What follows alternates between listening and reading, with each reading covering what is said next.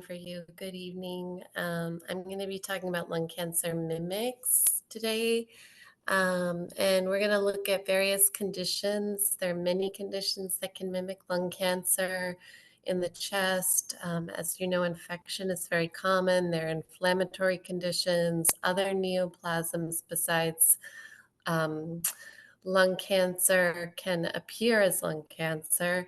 And we're going to look at cases, seeing how clinical history, comparison to priors, and other imaging features are useful to arrive at the correct diagnosis. And in addition to these mimics, I'm going to show some companion cases of lung cancer to show you how similar these entities can appear, and sometimes they are indistinguishable from lung cancer. So the first case we have is a man who's 88 years old. He has a history of myasthenia gravis, and he's a prior smoker. And he got an MRI screening for a thymoma. And you can see here, marked in the right lower lobe, there's a mass in the superior segment, which is indeterminate. So he got a CT, and the mass looks spiculated. It's solid. There's no regional lymphadenopathy, and on the PET CT, it's intensely FDG avid. So in most cases, it's suspicious for a cancer, a lung cancer. In this particular case, the patient had a chest CT 7 months prior, which I've shown here on the right, and there was no mass there. There was no nodule, no precursor lesion at all, which is fairly unusual for a lung cancer. Typically, in 7 months interval, we would see some precursor nodule, although they're more aggressive pathologies like squamous cell and small cell, which sometimes grow very, very fast. So this ended up being a pulmonary abscess. This is the image of a CT from 4 weeks after it was treated with antibiotics, and you can see it's cavitated. It's starting to form a post-infectious pneumatocele. There's a bit of bronchiectasis, and this was secondary to fusobacterium. And as I mentioned, that kind of rapid rate of growth without a precursor nodule on the scan from about 7 months ago is atypical for lung cancer. So that was the most helpful diagnostic feature here. And fusobacterium is associated with aspiration, and it tends to involve the lower lobes. This particular patient had been on oral corticosteroids for his myasthenia, so that may have predisposed him to infection. But I've seen other cases where there are multiple lung nodules from fusobacterium. They can even appear like masses when they're larger. So they can fake you out and appear neoplastic. Another case of a patient who came for their initial lung screening study, and those images from that exam are on the left. And what you can see is that there's a mass in the right lower lobe. We had no priors to compare in this case. And it wouldn't be wrong to say that it's suspicious for malignancy, but it was a fairly large sized mass, not to have any lymphadenopathy.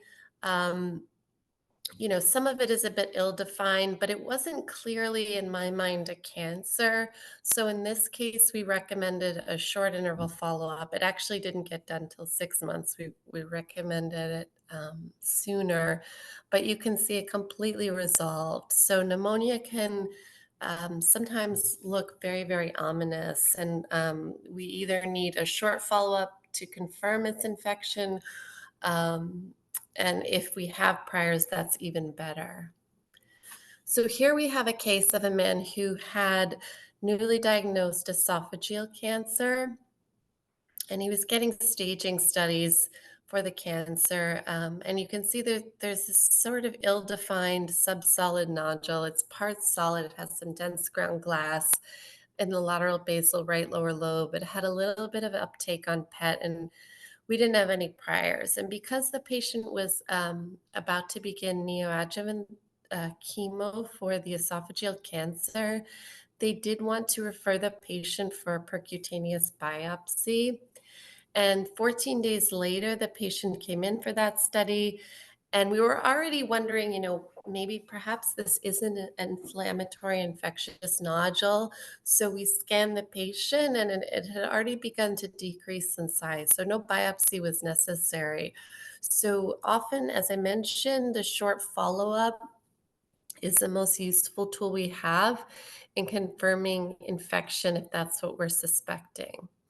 Now, this is a companion case, and this was actually a patient in her 20s, and it's adenocarcinoma. So it's not always possible for us to know for certain if something is cancer or inflammatory at one time point alone. If I just saw this subsolid nodule at one time point, I couldn't say for sure, but certainly just because the patient is young, we can't exclude cancer. Now I want to look at a patient who's a heavy smoker, has a lot of emphysema, and had she actually had a few nodules, but the one we're looking at now is in the left lower lobe. It's solid, has a small focus of cavitation on the initial CT. And it had mild FDG uptake on PET. There were a few other similar sized nodules in the bilateral lungs, all with mild uptake. And initially, we followed them, and this particular one grew. You can see how it appears at 18 months. There's some speculation. It's retracting the left major fissure a bit. And in this case, we biopsied the lesion, as you can see here, and it grew atypical mycobacteria. So, atypical mycobacteria can appear so variably. Sometimes it's clustered and it predominates in the right middle lobe and lingula, which is the most frequent distribution, but it can be any part of the lung. And anytime the lung has this much emphysema, the infection may appear a little bit more spiculated. And without a biopsy, we would not know what this is for sure. Now, here's a different patient with a cavitary lesion. And this one is squamous cell carcinoma, and this looks like a cancer, right? It has this serrated appearance on the CT, and it was intensely FDG avid on PET. So this is another case, a different patient, and this patient has LIP, and the patient had this slowly growing. Let me see, my arrow's not working, but you have an arrow on the image to point it out. This slowly growing ground glass and cystic nodule in the right lower lobe. And because it had been, slowly growing, it was mildly FDG avid. It was interpreted as possibly suspicious for lung cancer. But in this case, it represented a dense lymphoplasmacytic infiltrate at pathology. And,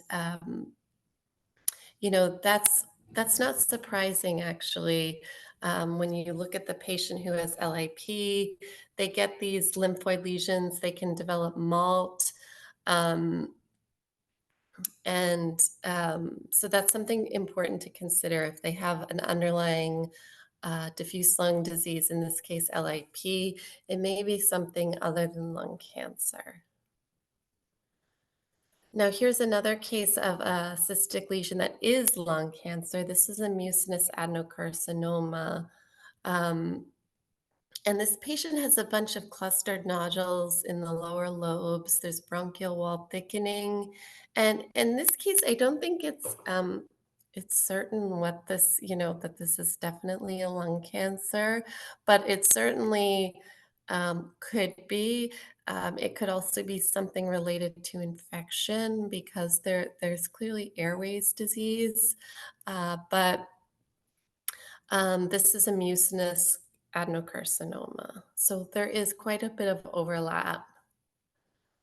Now, next case is a solid nodule. It's a woman who is a never smoker. And you can see there's an axial image on the top and a coronal image on the bottom. It's pretty well defined. It's subpleural. She had some remote prior imaging and it's new.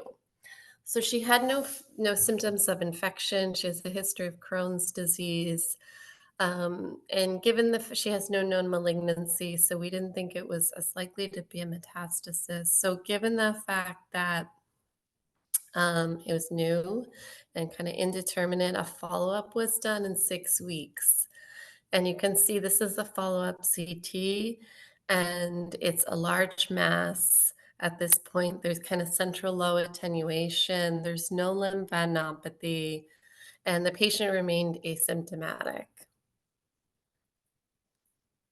So just to give you another depiction of how much it grew within 6 weeks, a PET was then done, and you can see it's intensely FDG avid, but has some central photopenia. So this was thought to be highly suspicious for malignancy, although the growth was pretty rapid.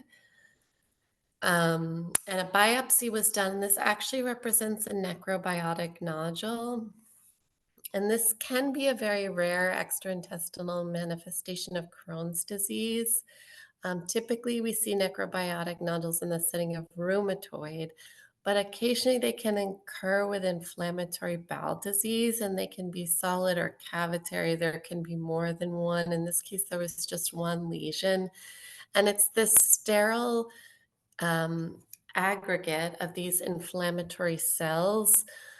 Here you have this area of necrosis with abundant histiocytes sort of surrounding the necrotic area, and it responds to steroids. Now I want to show you a case of a perihilar mass. This was a woman who came for initial lung cancer screening chest CT. So she had a smoking history, and she has this mass in the right lung, and you can see that it doesn't just involve one lobe, it extends along the major fissure, it goes into the right upper lobe, and it's contiguous with the hilum. There's no lymphadenopathy. And maybe most importantly, or most interestingly, there's a preserved air bronchogram or air bronchograms through the mass. So it's solid, but the airways are really nicely preserved. So the patient went on to have a PET CT, and it has some uptake. There's no lymphadenopathy. So this was found to represent malt lymphoma, and malt lymphoma in the lung is pretty variable, but it's not atypical for it to look like this. You can have these kind of areas of ill-defined ground glass. These are from different patients, these images. But you can have these areas of ill-defined consolidation and ground glass. Often there will be preserved air bronchograms. This patient on the bottom image was also a smoker, and you can see this gradually. The patient had a gradually enlarging mass in the left lower lobe there, and this patient also has a preserved air bronchogram. Often with lung cancer, when you have a large solid mass, the airways within the lesion won't still be patent. Um,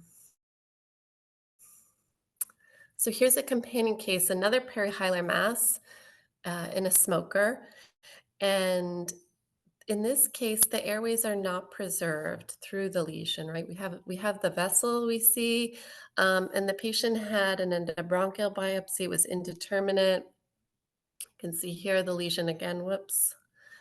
It does cross the left major fissure, but this is lung cancer. This is small cell lung cancer. All right, this next patient, I want to start with a chest radiograph, which is diffusely abnormal. You can see the hilar retracted, the reticular nodular opacities in both lungs, but most pronounced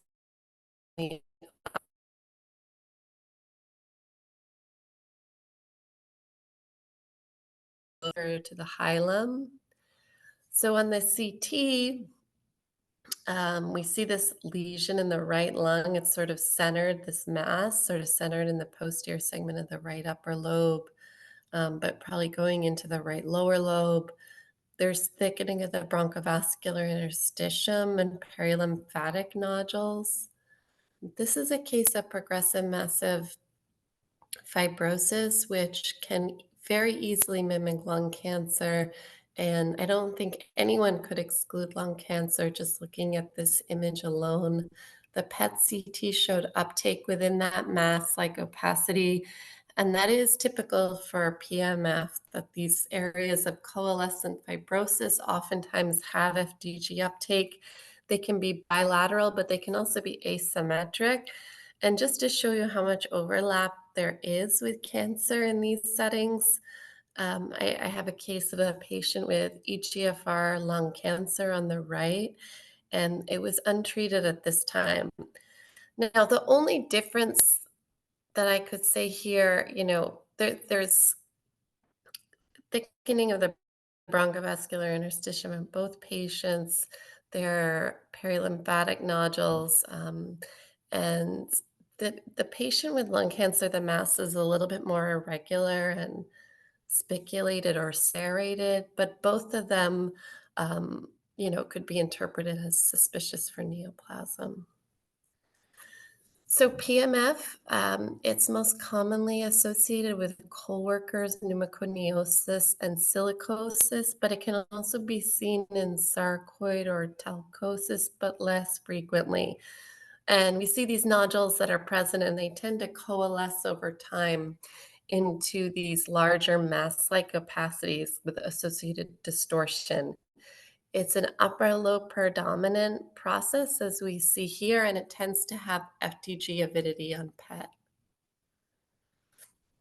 It's important to remember with PMF that the patients are at increased risk of lung cancer. Here's the different patient. They have masses in the upper lobes, but on a radiograph that's done a year later, we see this mass-like opacity in the left lower lung, which was lung cancer. So it's not good to assume anything is definitely PMF, unless you've excluded lung cancer. Now I want to shift and look at a case of a younger patient that has a solitary pulmonary lesion. You can see here in the PA and lateral radiograph, there's a mass-like opacity, and it partially obscures the left heart border. It's in the lingula, and this is an AVM. So we can clearly see that there's a feeding artery supplying it. It's an avidly enhancing nodular opacity, and it has a draining vein. So this is diagnostic of an AVM. Now here's a different patient. This was a young male who came in and he had clubbing and he had some hypoxia at baseline, and a chest CT was done. You can see the image on the left. Um, this lesion, it doesn't enhance as much as the other one did, but the bolus, the contrast bolus was overall suboptimal, so it doesn't have the same avid enhancement, but it does have the same level of enhancement as the pulmonary arteries on this scan. Um, it's very well defined. It does have a feeding artery, and a pulmonary angiogram was done because this was suspected to be an AVM. And you can see how clearly it delineates and confirms the diagnosis. So these are associated with hereditary hemorrhagic telangiectasia, but they don't only occur in the setting of HHT. There is an association with visceral vascular malformations, so other vascular malformations in the abdomen, particularly in the liver, as you see in the bottom image. And you can see this lesion here arising from the splenic artery. And so you really want to get a good contrast enhanced study. And if you have dual energy, as shown in this image, you can see how nicely this AVM is highlighted on the pulmonary blood volume images. And these represent right to left shunts. And typically when the feeding artery is greater than 3 millimeters in diameter, they'll be treated with coil embolization. All right, so the next case I want to show you is a patient with a mass-like opacity in the left lower lobe here. So on the non-contrast study, it's very nonspecific. It would be hard to know if this is infection, could it be a cancer? But then on the contrast enhanced study, we see this large feeding artery. And this is actually a systemic artery that's arising from the descending thoracic aorta. So this represents sequestration. Um, and I'll just show you a video. Hopefully this works for you.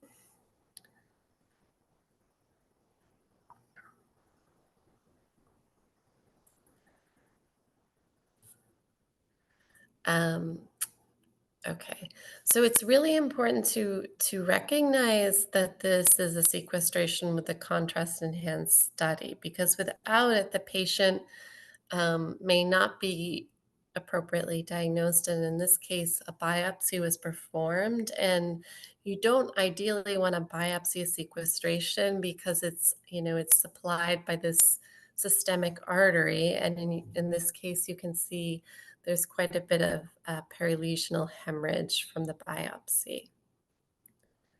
Different patient, but a very interesting case I just wanted to also show. It's a patient that has a sequestration and a lung cancer in the same lobe. So here medially, you can see this irregular consolidative or nodular opacity and these big feeding vessels. It's really one artery that's coming from the descending thoracic aorta and supplying the sequestration. But separately, there's this different mass in the lower lobe, has irregular margins. It has no feeding systemic arterial supply, and this was a lung cancer. So sequestrations are parenchymal tissue that aren't connected to the normal tracheobronchial tree and aren't supplied by the normal pulmonary arteries. As we mentioned, they have systemic supply, and most commonly it's from the descending aorta. Most of these are intralobar sequestrations, as I've just shown you, but you can also have extralobar sequestration, for example, in this image, which has its own pleural covering or pleural lining. And a minority of the extralobar sequestrations extend below the diaphragm, for example, in this case. And most of these lesions occur in the lower lobes. So now I just want to look at some cavitary lesions. So in the setting of cavitation, the thicker walled cavitary lesions tend to be malignant, but there's quite a bit of overlap. So even benign thick-walled cavitary lesions, or even thick-walled cavitary lesions can also be benign. In this case, we have two lung cancers. One is quite thick-walled and one is a thinner wall. So you can't completely rely on the wall thickness in determining whether something is malignant. So here we have on the left-hand image, a cavitary lung cancer, squamous cell carcinoma in the right upper lobe with a satellite nodule. And then on the right image, there's a cavitary infarct. And both of them are pretty thick-walled. Very difficult to know just looking at one time point and one image which one is which. So let's take a look here. So here we have the cavitary infarct, and it's distal to this occlusive filling defect in the left lower lobe pulmonary artery. It's subpleural. There's a pleural effusion. There's some ill-defined ground glass surrounding the cavitary mass. And most infarcts do not cavitate, but a minority of them do. And it can mimic a lung cancer, an abscess, vasculitis. It should be peripheral or subpleural and distal to the pulmonary arterial filling defect. And when they do occur, it tends to be in the setting of patients who are immunocompromised. So this is how we normally encounter infarcts. We have this patient with occlusive or near occlusive bilateral pulmonary emboli. They're subpleural, consolidative, and ground glass nodular opacities. And most of these, they have central lucency, but they haven't cavitated. So next, these are two different patients. One of them has lung cancer and one of them doesn't. And this is one of the common mimickers of lung cancer, rounded atelectasis. So how do we know? Very difficult difficult to know just looking at these isolated images. Both patients have pleural plaques, which is how rounded atelectasis often develops. So this is a patient with rounded atelectasis. The left lower lobe mass is rounded atelectasis, and the patient with the left upper lobe mass has a lung cancer. So to identify rounded atelectasis, it always should be next to thickened abnormal pleura, always be subpleural, and there should be associated volume loss, tethering of the bronchovascular bundle. And in this case, you can see on the lung windows on the second and third images as we go more inferiorly toward the diaphragm. There is volume loss. The fissure is pulled back. The bronchovascular bundles are pulled toward the opacity. The lesion is a budding thickened pleura. And the lung cancer, in this case, was not associated with the volume loss that that rounded atelectasis was. So it's, as you know, it's a type of peripheral lung collapse, as I mentioned, that occurs in the setting of chronically thickened and abnormal pleura. Oftentimes it's associated with asbestos exposure, but we see it in other cases where there's been a hemothorax in the setting of tuberculosis where there's calcified or thickened pleura. And it often can appear mass-like. It can persist over time. And, when it's developing, it can start to appear more rounded over time. But that should always come with volume loss. And there can be air bronchograms seen with rounded atelectasis on PET. You may see a little bit of mild FDG avidity. So now I want to look at a couple lesions that involve the mediastinum. Of course, lung cancer can involve the mediastinum. We have a case here, which is lung cancer and a mimic. So the first case, we have a mass-like opacity in the perihilar and paramediastinal right lung. It's bulging, and you can see the minor fissure is elevated and medially rotated right here. There's volume loss in the right upper lobe, and this was a lung cancer with SVC invasion. So this looks like a cancer, I think, in all aspects. There's enhancing soft tissue, nodal soft tissue here in the mediastinum. It's contiguous, excuse me, it's contiguous with tumor in the right upper lobe, and it's intensely FDG avid on PET. Now here's another patient, and this radiograph is also abnormal. You can see this nodular contour kind of right here is not an abnormal mediastinal contour. It's really too big for the azygos arch to be bulging out there, and it's not the normal interface of the SVC, and too thick for the right paratracheal stripe. So here, this patient also presented with SVC syndrome and facial swelling. So this area of enhancement, this is the SVC, which is severely narrowed. There's soft tissue in the right paratracheal mediastinum, and it's intensely FDG intensely FDG avid, and there was no dominant nodular mass in the lung. So this is very I think it's very reasonable to say this is suspicious for malignancy. There's this mediastinal soft tissue or lymphadenopathy that's severely narrowing the SVC, but this actually represents granulomatous fibrosing mediastinitis, which is a mimicker of lung cancer. And it's usually secondary to a reaction to these histoplasma antigens. These mediastinal granulomas form, they grow and rupture, and it incites this fibroinflammatory reaction that can be localized or diffuse, and it may not go away. So in these patients, it's very important to exclude lung cancer, and a biopsy is often indicated.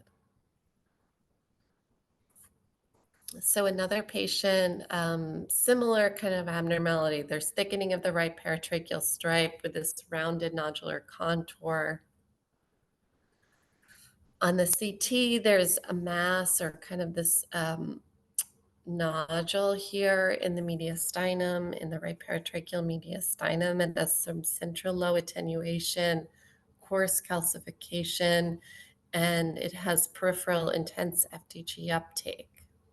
So this actually represents amyloid, which is rare in the mediastinum, but it can occur. It can calcify.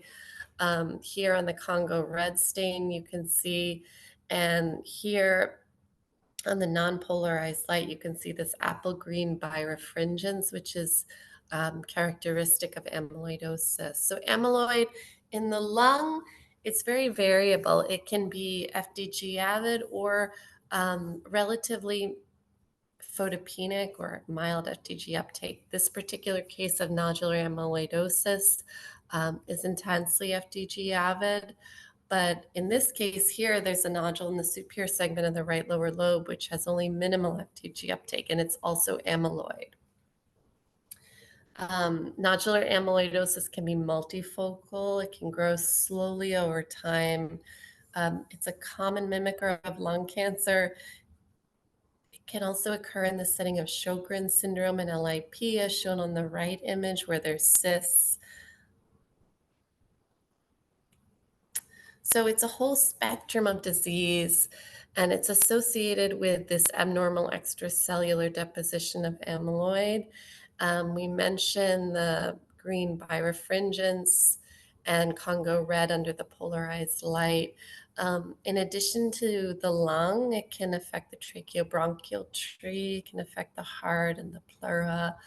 Most cases of nodular amyloid are in the lower lobes. There can be calcification, as we saw in the mediastinal lesion. So next, I want to look at a few endobronchial lesions. So endobronchial lesions can be benign and malignant.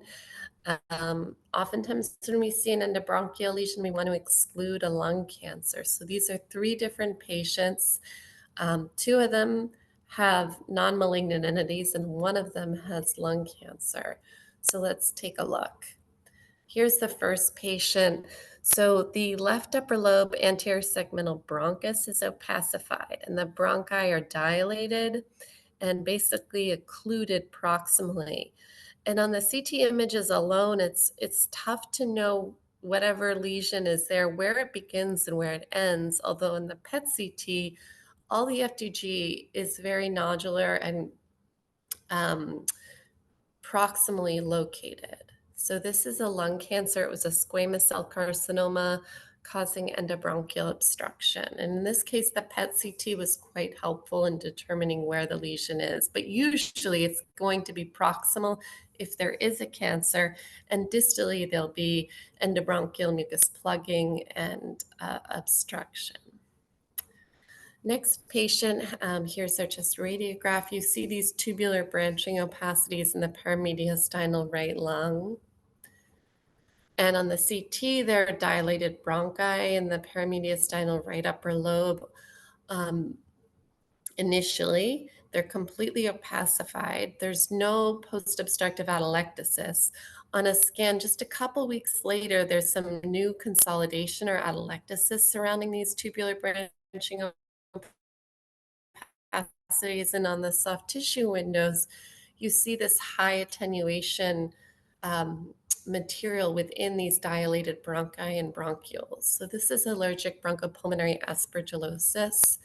And oftentimes when we see pictures of this, or sometimes when we encounter it, it's bilateral, which makes it easier. You get dilated central bronchi bilaterally with high attenuation mucoid impaction, which is due to these calcium salts. And that is associated with more severe disease, but it can be unilateral, as in this different patient shown on the images on the right in the case I just showed you. And it's not uncommon for it to be unilateral. And these bronchi tend to get dilated and often chronically occluded. All right. This is another chest radiograph, different patient, third patient. And you can see here that there's this nodular opacity here in the right lower lobe. Here's the right interlobar pulmonary artery. There's something here. On the lateral view, it's a little bit harder maybe, but this is kind of a bigger nodular opacity than we would typically see, partially overlying the spine. So on the CT, there's an endobronchial filling defect in the right lower lobe with regional air trapping and hyperinflation. So this is bronchial atresia, and it can be variable in how it appears, but this is characteristic of bronchial atresia. You have a bronchocele or a mucocele with regional air trapping and hyperinflation. And it's due to this congenital focal obliteration of a proximal segmental or subsegmental bronchus with normal development of the distal bronchi. So you have a short atretic segment, and it results in a mucus accumulation within distal bronchi to form this dilated bronchocele or mucocele, which looks like this tubular branching opacity. And then you get surrounding regional air trapping in the affected lung. So here's a different patient. Um, it can be a bit variable in how it appears, but you can see the similarity. You have this band or tubular nodular opacity here, and it's endobronchial. There's regional hyperinflation and air trapping. Here's a different patient. That bronchocele contains high attenuation inspissated mucus, but again, regional air trapping in the lower lobe. And kind of wrapping things up here, I want to look at a couple of cases of lipoid pneumonia. Lipoid pneumonia can appear as a nodule or a mass with fat attenuation, as shown here, or in some cases, it may have this pneumonic appearance with ground glass, septal thickening, at pathology here, you see it has lipid accumulation, but it is a common, when it occurs, it is easily mistaken for lung cancer. Here's a case of lipoid pneumonia. You see lesions in the left upper and left lower lobes. And the left upper lobe lesion is very spiculated. It looks suspicious on the lung windows, but on the soft tissue windows, it has clear macroscopic fat in it. So lipoid pneumonia, it can be exogenous or endogenous. You may see lipid-containing opacities on CT, which is diagnostic of exogenous lipoid pneumonia in the setting of mineral oil use or exposure to other lipid-containing materials. And then endogenous lipoid pneumonia can appear as obstructive pneumonia or pneumonitis. Distal to a mass and may not show lipid-containing opacities on CT. Other things such as pulmonary infection, lipid storage disease, and pulmonary alveolar proteinosis are considered within the spectrum of endogenous lipoid pneumonia. And in summary, I tried to show you guys some um, spectrum of infectious, inflammatory, and neoplastic conditions which can mimic lung cancer. There are so many, so this is not comprehensive. But of course, clinical history comparison to priors is probably our most useful tool. And key imaging features, including morphology, growth rate of a lesion, and enhancement, are very helpful to avoid misinterpretation and arrive at the correct diagnosis. So, yeah, thank you. Uh, Thank you so much, Dr. Melissa.